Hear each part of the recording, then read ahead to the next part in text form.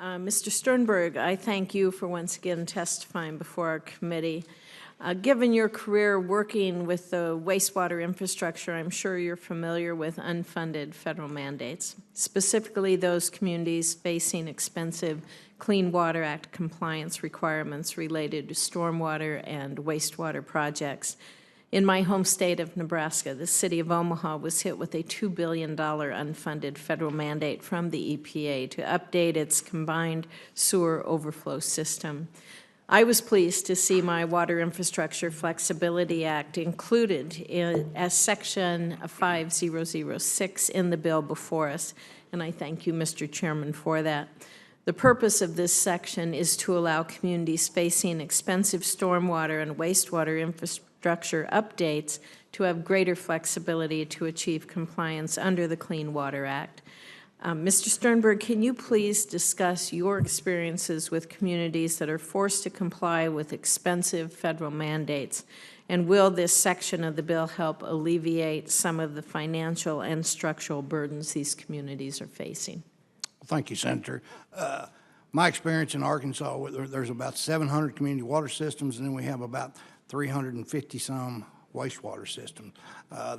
Arkansas, as in Nebraska, is a rural state. We have several, the majority of all systems in the nation, 14,500, serve less than 10,000. So when you start passing regulations from EPA down to comply with the same level as a large city such as Omaha, it's harder because you don't have the customer base to spread that cost across the board.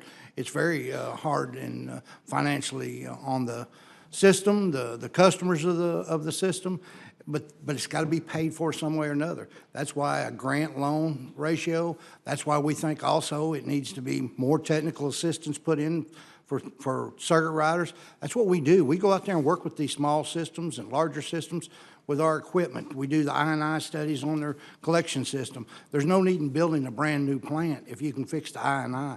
It's kind of like Ms. Swallow mentioned, the water loss that you have on leaks on water systems. You know, let's identify the problems and fix them. Don't build another well or another treatment plant because you got more leaks. It's the same way on the wastewater side. You know, let's be reasonable. Let's look at it. That's where the engineers do an excellent job identifying the problems on your utility to try to come in compliance. But we've always argued that, you know, unfunded mandates, you know, EPA states you need to do this, but they don't fund it.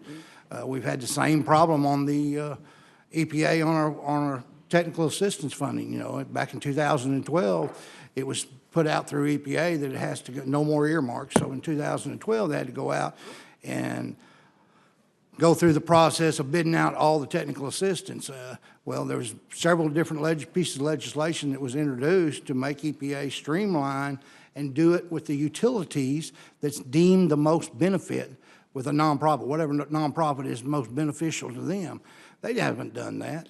EPA has not done that, and this Senate members on this committee have wrote letters to EPA in regard to that about, you know, you need to go back to this rule and do it this way, but they haven't done it. We have letters to back up the letter that the senator sent, and then EPA responded back.